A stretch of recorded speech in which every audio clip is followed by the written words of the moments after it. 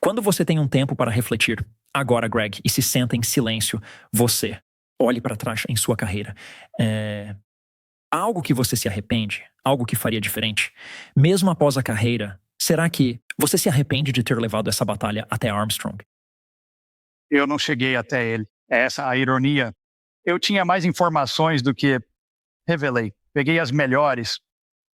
2.000, quando o mecânico dele, Julie DeVries, me contou o que estava acontecendo e não divulguei. A ironia é que eu continuava ouvindo coisas que me traziam. Nunca fui atrás. Em 1999, James Start, acho que ele vai ouvir isso, mas ele me ligou em outubro dizendo: Greg, porque eu era um grande incentivador do Armstrong. Eu não acredito nisso. Ele disse ter ouvido falar de uma cena no hospital onde admitiu usar todas essas drogas. Eu ouvi isso, meio que ignorei. Lembro de um colega dizendo que Armstrong, antes de 1992, previu sua vitória. Tinha algo indetectável, e eu meio que deixei isso de lado. E então descobri que ele era o Dr. Ferrari. Para mim, foi o fim da linha. Foi o que acabou com tudo. Mas fui pego numa entrevista com David Walsh, em casa pós-Tour de France de 2001. Ele acabou de expor Armstrong, o contato com o Ferrari antes do Tour, e o Armstrong soube. E para mim, você não pode ser ciclista limpo e ter um relacionamento com o Ferrari. Mas ele antecipou isso com esse mágico acordo de relações públicas. E agora veja que antes o artigo saísse no jornal que ele estava usando o Ferrari para dieta e treinamento para o recorde da hora. Bem, ele nunca fez o recorde da hora. E foi uma maneira de amenizar o choque dessa notícia. E eu só uma vez disse ao David: você está indo na direção certa, porque eu sabia que ele estava, vendo o Ferrari. Ele disse, e eu disse, minha mãe me ensinou.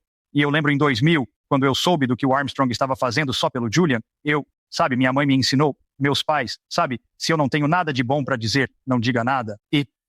Então, eu tive que tentar descobrir até um comentário em 2000, quando Armstrong ganhou, porque infelizmente para mim, eu era o ciclista americano, e ele era um novo ciclista, e ganhou o Tour. E todo mundo me ligava, me dizia, pedindo minha opinião, e eu lembro de 2000, tudo o que eu podia dizer que era honesto, para mim era, eu não queria ser aquele que divulgasse a notícia. Eu disse que a vitória dele era inacreditável.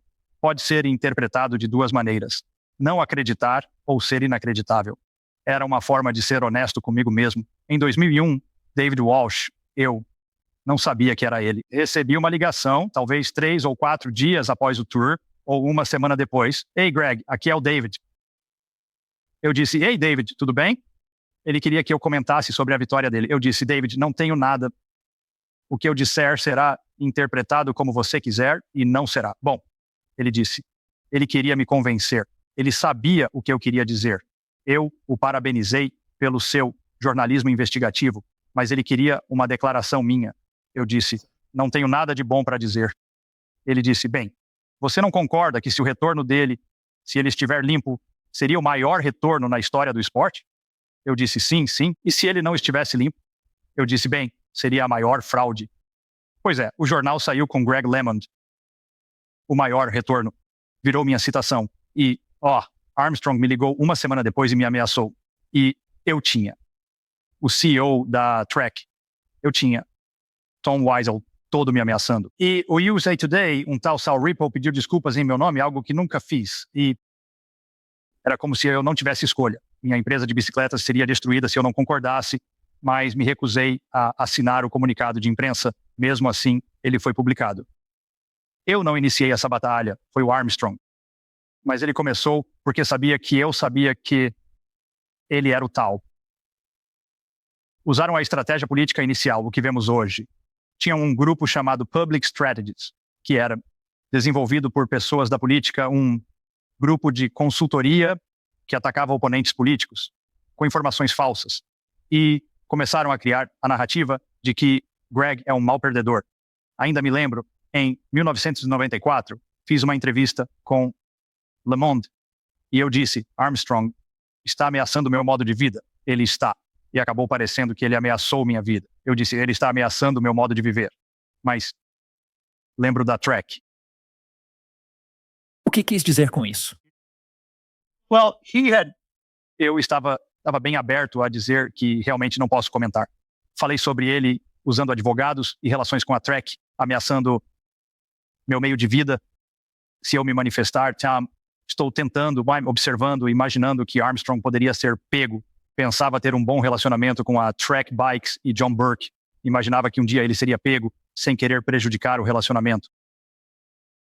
Mas me perguntaram, por que você não está comentando? E eu disse, sabe, porque estou sob uma ordem de silêncio. Se eu falar, minha bicicleta vai ser destruída. E então veio à tona que ele ameaçou meu meio de vida. E eu lembro do meu advogado recebendo uma ligação da Trek Bikes dizendo, o contrato acabou. Por quê? Como assim? Ele disse. Bem, numa entrevista com você. Você disse que Armstrong ameaçou o seu modo de vida. Eu disse, o quê? Pois é, numa entrevista, você disse que Armstrong ameaçou o seu modo de vida. Eu disse isso? Pois é. Foi exatamente isso. Ele começou a ameaçar meu modo de vida, dizendo que não importava. E ele disse que saiu na imprensa. Eu disse, o quê? Era para ter saído no domingo. Eu olhei no Google ou em qualquer fonte de notícias em 2004, antes de chegar as notícias no Sr. UA. A Trek afirmou que tinha. Eles produziram todas essas supostas mensagens de e-mail sobre eu comprar uma bicicleta Le Monde. Não vou comprar uma bicicleta Le Monde, nem da Trek. Produziram 100 antes das notícias chegarem aos EUA. As notícias chegaram aos EUA todas falsas. Eles fizeram isso. Trek e Armstrong me prejudicaram por anos. Então, se gostou deste vídeo, não deixe de conferir outro. Vai adorar. E lembre-se de se inscrever no canal. Não esqueça.